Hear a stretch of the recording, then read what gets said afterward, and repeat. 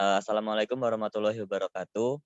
Kami dari kelompok 1 akan memaparkan materi tentang hasil diskusi kami mengenai abilitas guru. Untuk anggota kelompok 1, yang pertama ada Hening Puji Lestari, yang kedua Arda Faisal Himawan, yang ketiga Tanti Ardianawati. Untuk materi yang akan kita sampaikan, yang pertama ada definisi keterampilan dasar guru menurut para ahli, dan yang kedua ada model-model keterampilan dasar guru, yaitu keterampilan bertanya, memberi penguatan, mengadakan variasi, menjelaskan, membuka dan menutup pelajaran, membimbing diskusi kelompok, mengelola kelas, dan membimbing diskusi kelompok kecil dan maupun perorangan. Untuk materi yang pertama, definisi keterampilan dasar guru akan dijelaskan oleh Hening Puji Lestari. Kepada saudari Hening, saya persilahkan. Baik, untuk materi pertama yaitu terkait definisi keterampilan dasar guru. Nah, untuk definisi ini disampaikan oleh para ahli. Yang pertama itu menurut Tourney tahun 1973. Keterampilan dasar mengajar merupakan keterampilan yang kompleks yang sangat berperan dalam keberhasilan kegiatan belajar mengajar. Nah, dikatakan keterampilan yang kompleks dikarenakan di dalam keterampilan dasar mengajar mengandung beberapa keterampilan yang saling berhubungan atau berkaitan antara satu dengan lainnya. Kemudian yang kedua itu menurut A.S. Giloman tahun 1991. Keterampilan dasar mengajar atau biasa dikenal dengan teaching skill adalah suatu kemampuan atau keterampilan yang bersifat khusus yang harus dimiliki oleh guru, dosen, dan instruktur agar dapat melaksanakan tugas mengajar secara efektif, efisien, dan profesional. Dari para ahli tersebut dapat disimpulkan bahwa dapat dipahami bahwa keterampilan dasar guru adalah sebuah keterampilan dasar mengajar yang di dalamnya mengandung beberapa keterampilan yang saling berkaitan antara satu dan lainnya. Sehingga dalam pelaksanaan pembelajaran, guru bukan hanya memberikan ilmu pengetahuan saja, namun juga guru harus memiliki keterampilan menjalankan proses pembelajaran. Saya kembalikan kepada moderator. Baik, selanjutnya adalah model-model keterampilan dasar guru. Untuk saya akan memaparkan 4 model-model keterampilan dasar guru. Yang pertama ada keterampilan bertanya atau questioning skill. Bertanya adalah stimulus efektif yang dapat mendorong kemampuan berpikir seseorang. Dalam proses belajar mengajar, bertanya merupakan hal yang sangat penting. Adapun dampak positif dari bertanya terhadap peserta didik. Yang pertama, dapat meningkatkan prestasi peserta didik dalam kegiatan belajar mengajar. Yang kedua, membangkitkan minat dan rasa ingin tahu peserta didik terhadap suatu masalah yang sedang dihadapi atau dibicarakan di dalam kelas. Yang ketiga, mengembangkan pola pikir yang aktif dari peserta didik. Yang keempat, menunjukkan proses berpikir peserta didik. Dan yang kelima adalah memusatkan perhatian peserta didik terhadap masalah yang sedang dibahas. Nah, lalu menurut Muhammad Uzair Usman, ada juga beberapa dasar pertanyaan yang baik untuk peserta didik. Yang pertama yaitu jelas dan mudah untuk dimengerti. Yang kedua, memberikan informasi yang cukup untuk menjawab pertanyaan peserta didik. Yang ketiga, memfokuskan pada suatu masalah atau tugas tertentu. Yang keempat, memberikan waktu yang cukup kepada peserta didik untuk berpikir dahulu sebelum menjawab pertanyaan yang diberikan oleh guru. Yang kelima, membagikan pertanyaan secara merata kepada peserta didik. Yang keenam, memberikan tanggapan yang ramah dan menyenangkan sehingga muncul keberanian peserta didik untuk menjawab pertanyaan maupun bertanya. Dan yang ketujuh adalah menuntut peserta didik untuk sedapat mungkin menjawab pertanyaan yang diberikan sehingga mereka dapat menemukan jawaban mereka sendiri. Lalu untuk keterampilan yang kedua, ada keterampilan memberi penguatan. Tanggapan terhadap tingkah laku positif yang dapat meningkatkan kemungkinan berulangnya kembali tingkah laku tersebut. Hal tersebut dimaksudkan untuk membesarkan hati peserta didik agar mereka lebih giat berpartisipasi dalam interaksi belajar mengajar. Nah, pada prinsipnya, keterampilan penguatan ini dibagi menjadi dua, yaitu penguatan verbal dan penguatan non-verbal.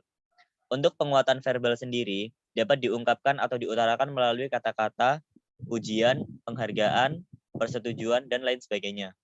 Sedangkan untuk penguatan non-verbal, diungkapkan atau diutarakan melalui mimik ataupun gerakan tubuh. Penguatan ini hendaknya dilakukan dengan kehangatan dan keantusiasan. Dilakukan sesuai dengan tindakan dan penampilan peserta didik bahwa ia patut diberi penguatan. Dan menghindari penggunaan tanggapan yang negatif, baik berupa candaan maupun ejekan yang menghina dan kasar, yang dapat mematahkan semangat belajar peserta didik. Model-model keterampilan dasar yang ketiga adalah keterampilan mengadakan variasi. Menurut Zainal Asril tahun 2011, variasi stimulus adalah kegiatan di mana guru melakukan proses interaksi pembelajaran yang ditujukan untuk mengatasi kebosanan peserta didik. Sehingga dalam proses pembelajaran senantiasa menunjukkan ketekunan dan penuh partisipasi. Tujuan inti dari variasi stimulus adalah untuk menumbuhkan atau meningkatkan perhatian dan minat peserta didik untuk belajar lebih giat lagi. Nah, keterampilan mengadakan variasi menurut Muhammad Uzair Usman tahun 2007 ada 3 macam. Yang pertama yaitu variasi cara mengajar guru. Contohnya misalnya penggunaan intonasi, pemusatan perhatian, kesenyapan atau kebisuan, kontak mata, ekspresi wajah, dan pergantian posisi di dalam kelas. Yang kedua, variasi dalam menggunakan media dan alat pengajaran. Misalnya berbentuk visual, audio, sensor motorik, maupun audio visual. Untuk variasi yang ketiga adalah variasi pola interaksi dan kegiatan peserta didik. Misalnya interaksi antara guru dengan murid, murid dengan murid, murid dengan guru, maupun secara siklis atau melingkar.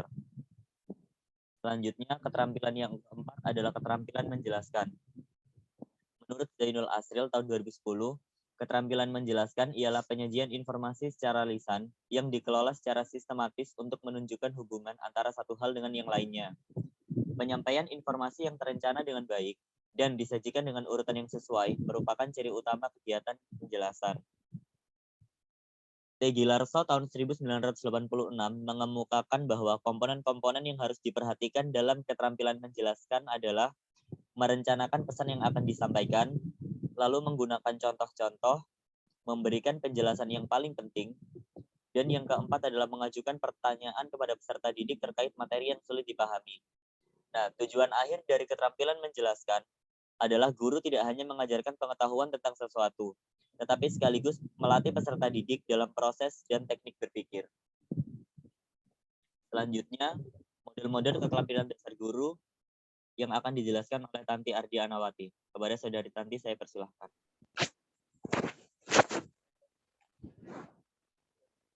Yang kelima, ada keterampilan membuka dan menutup pelajaran. Yang dimaksud dengan membuka pelajaran adalah usaha atau kegiatan yang dilakukan oleh guru dalam kegiatan belajar mengajar untuk menciptakan situasi yang baik bagi peserta didik agar mental maupun perhatiannya terpusat pada apa yang akan dipelajari. Hal yang harus dilakukan guru saat membuka pelajaran. Yang pertama, menarik perhatian peserta didik. Yang kedua, memberi motivasi. Yang ketiga, memberi acuan. Yang keempat, membuat kaitan. Kemudian, yang dimaksud dengan menutup pelajaran adalah kegiatan yang dilakukan guru untuk mengakhiri kegiatan belajar mengajar. Hal yang harus dilakukan guru saat menutup pelajaran. Yang pertama, beri dorongan psikologi maupun sosial. Yang keempat, interaksi antara guru dan peserta didik.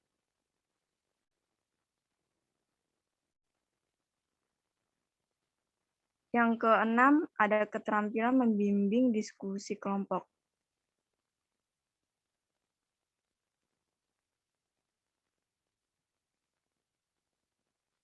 Menurut Mulyasa dalam Suwarna, diskusi kelompok adalah suatu proses percakapan teratur yang melibatkan sekelompok orang dalam interaksi tatap muka yang bebas dan terbuka dengan tujuan berbagai informasi atau pengalaman, mengambil keputusan maupun memecahkan suatu masalah. Terdapat beberapa komponen yang perlu diperhatikan dalam membimbing diskusi, yaitu yang pertama, memusatkan perhatian peserta didik pada tujuan dan topik diskusi. Yang kedua, memperluas masalah agar peserta didik dapat berpikir kritis. Yang ketiga, menganalisa cara peserta didik dalam mengemukakan pendapat. Yang keempat, meluruskan alur berpikir peserta didik. Yang kelima, memberikan kesempatan peserta didik untuk berpartisipasi dalam diskusi. Yang keenam, menutup diskusi, membuat rangkuman, menindaklanjuti diskusi, dan menilai hasil diskusi. Kemudian model-model keterampilan dasar guru yang ketujuh. Keterampilan mengelola kelas. Menurut Jamarah dan Zain, keterampilan mengelola kelas adalah keterampilan guru untuk menciptakan dan memelihara kondisi belajar yang optimal dan mengembalikannya apabila terjadi gangguan dalam proses belajar mengajar. Terdapat beberapa prinsip penggunaan keterampilan mengelola kelas, antara lain, yang pertama, kehangatan dan keantusiaan. Yang kedua, tantangan untuk meningkatkan gairah peserta didik untuk belajar. Yang ketiga, bervariasi. Yang keempat, keluasan. Yang kelima, menekankan pada hal-hal positif. Yang keenam, penanaman disiplin diri. Kemudian yang kedelapan, ada keterampilan membimbing diskusi kelompok kecil dan perorangan. Pengajaran kelompok kecil dan perorangan memungkinkan guru memberikan perhatian lebih terhadap setiap peserta didik, serta terjalinnya hubungan yang lebih akrab antara guru dan peserta didik maupun antar peserta didik. Komponen keterampilan yang digunakan antara lain, keterampilan mengadakan pendekatan secara pribadi, yang kedua keterampilan mengorganisasi, yang ketiga keterampilan membimbing dan memudahkan belajar, yang keempat keterampilan merencanakan dan melaksanakan kegiatan mengajar. Demikian saya kembalikan kepada moderator.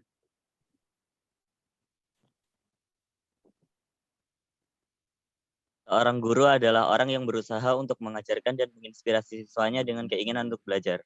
Sekian presentasi dari kami. Wassalamualaikum warahmatullahi wabarakatuh.